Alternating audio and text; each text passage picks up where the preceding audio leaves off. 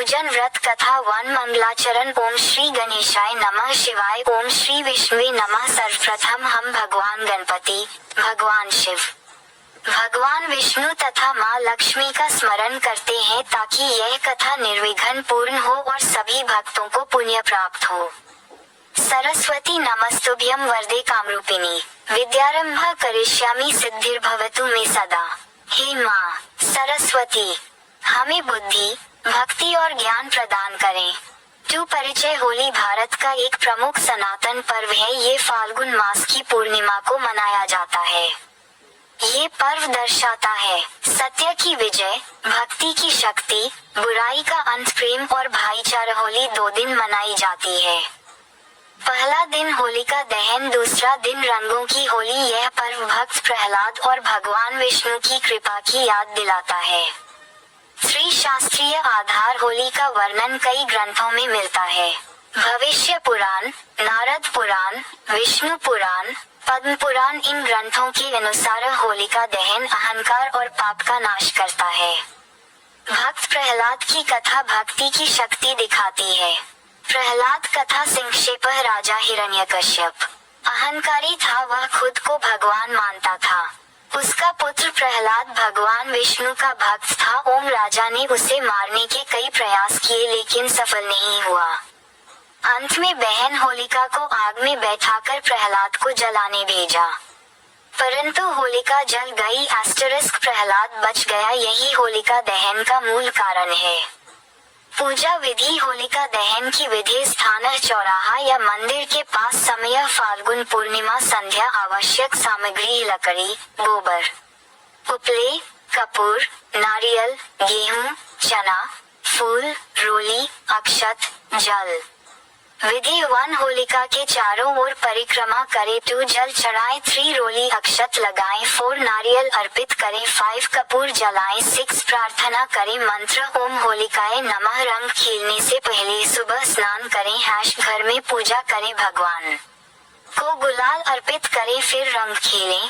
फल। जो व्यक्ति श्रद्धा से होली पूजा करता है उसे मिलता है रोगों से मुक्ति, शत्रु बाधा नाश, पारिवारिक सुख, धन वृद्धि, मानसिक शांति, ग्रह दोष शांति। विशेष लाभ। होलिका की राख लगाने से नजर दोष दूर होता है। नियम। होली पर्व में कुछ नियम अवश्य माने। गाली गलौज न करें, नशा न करें, अश्लील व्यवहार न करें, जबरदस्ती रंग न लगाएं, बड़ों का सम्मान करें, गरीबों को दान दे, पशु पक्षियों को न सताएं। व्रती के लिए नियम। यदि कोई व्रत करता है सात्विक भोजन, ब्रह्मचर्य, सत्य बोलना, पूजा पाठ। होली पूजन व्रत कथा प्रारंभ बहुत प्राचीन काल की बात है। पृथ्वी पर एक महान असुर राजा का राज्य था जिसका नाम हिरण्यकश्यप था। वह अत्यंत शक्तिशाली, अभिमानी और अहंकार से भरा हुआ था। उसने वर्षों तक घोर तपस्या करके ब्रह्मा जी को प्रसन्न किया और उनसे ऐसा वरदान प्राप्त कर लिया था कि न तो कोई मनुष्य उसे मार सके, न कोई पशु, न दिन में, न रात में, न धरती पर, न आकाश में, न किसी अस्त्र से, न शस्त्र से। इस वरदान को पाकर हिरण्यकश्यप का अहंकार 7वें आसमान पर पहुंच गया। उसने सोचा कि अब संसार में उससे बड़ा कोई नहीं है। धीरे धीरे उसका मन इतना विकृत हो गया कि उसने स्वयं को ही भगवान मान लिया। उसने अपने राज्य में घोषणा करवा दी कि अब कोई भी विष्णु का नाम नहीं लेगा, कोई भी देवताओं की पूजा नहीं करेगा, सबको केवल उसी की आराधना करनी होगी। जो उसके आदेश का पालन न करे उसे कठोर दंड दिया जाएगा।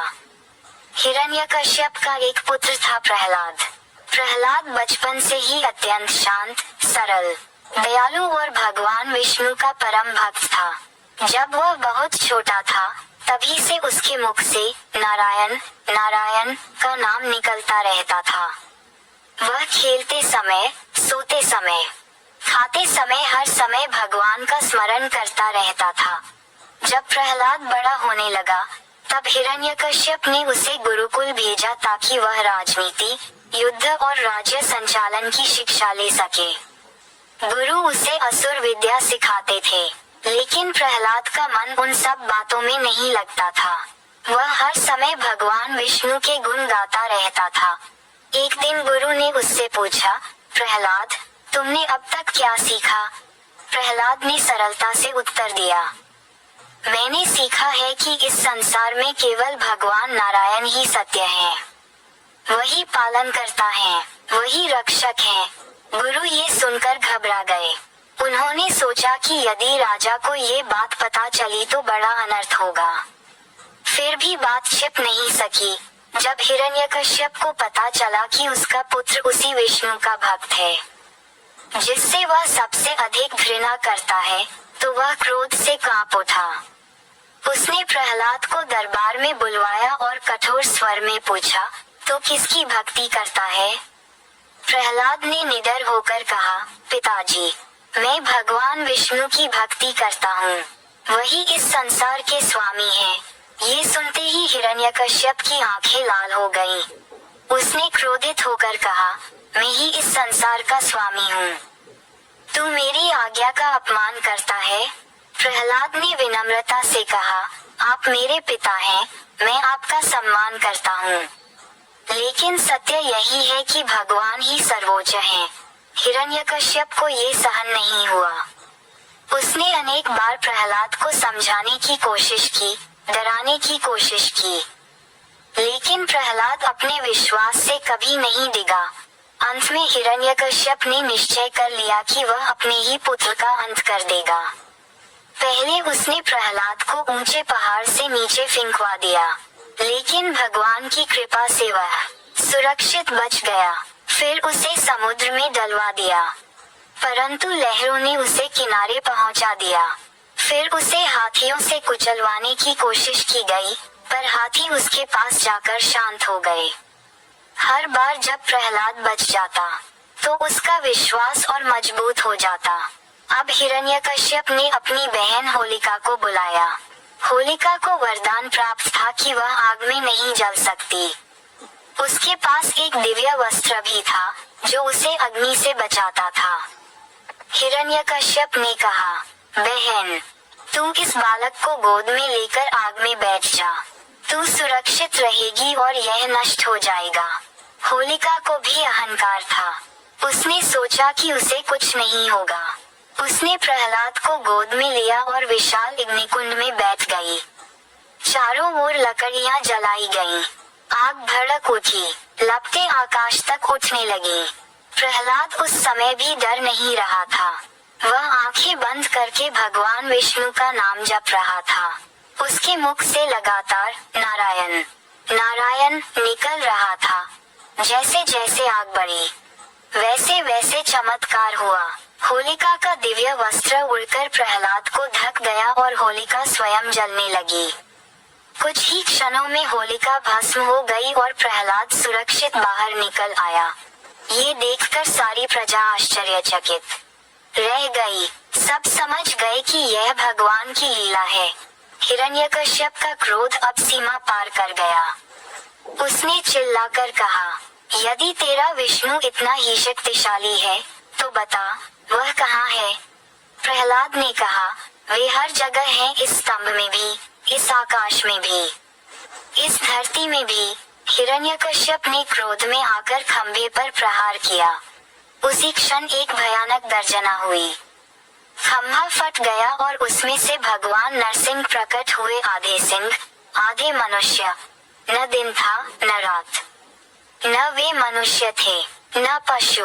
उन्होंने हिरण्यकश्यप को अपनी गोद में उठाया, द्वार की देहरी पर रखा और अपने नाखूनों से उसका वध कर दिया। इस प्रकार भगवान ने अपने भक्त प्रहलाद की रक्षा की। हिरण्यकश्यप के अंत के बाद राज्य में शांति स्थापित हुई। प्रहलाद राजा बने और उन्होंने धर्म, सत्य और भक्ति के मार्ग पर शासन किया। होलिका के जलने और प्रहलाद के बचने की यह घटना फाल्गुन पूर्णिमा की रात हुई थी। उसी दिन से यह परंपरा बनी कि हर वर्ष उस रात होलिका दहन किया जाए। ये केवल लकड़ी जलाने की परंपरा नहीं है, ये प्रतीक है अहंकार, अधर्म, ईर्ष्या और पाप के जलने का। अगले दिन लोग रंगों से होली खेलते हैं। यह इस बात का प्रतीक है कि जब बुराई जल जाती है तब जीवन में प्रेम, आनंद और सौहार्द के रंग भर जाते हैं। प्रहलाद का जीवन ये सिखाता है कि चाहे कितनी भी कठिनाइयां आए, यदि मन में सच्ची भक्ति, सच्चाई और विश्वास हो तो भगवान स्वयं रक्षा करते हैं। समय बीतता गया, पीढ़ियां बदलती गईं, लेकिन ये कथा लोगों के हृदय में जीवित रही। संत महात्मा इसे सुनाते रहे, माता पिता इसे बच्चों को सुनाते रहे। लोगों ने समझा कि होली केवल रंगों का पर्व नहीं है, यह आत्मा की शुद्धि का पर्व है। ये याद दिलाता है कि सत्य अंत में जीतता है और अहंकार अंत में जल जाता है। जब भी होलिका की अग्नि जलती है तो उसमें केवल लकड़ी नहीं जलती, उसमें मनुष्य के भीतर का क्रोध, लोभ, द्वेष और अहंकार भी जलने का संकल्प लिया जाता है। प्रहलाद की तरह जो व्यक्ति अपने धर्म पर अडिग रहता है, उसके लिए स्वयं ईश्वर मार्ग बना देते हैं। इसलिए आज भी जब फाल्गुन की पूर्णिमा आती है, लोग श्रद्धा से होलिका जलाते हैं और मन ही मन प्रहलाद को याद करते हैं।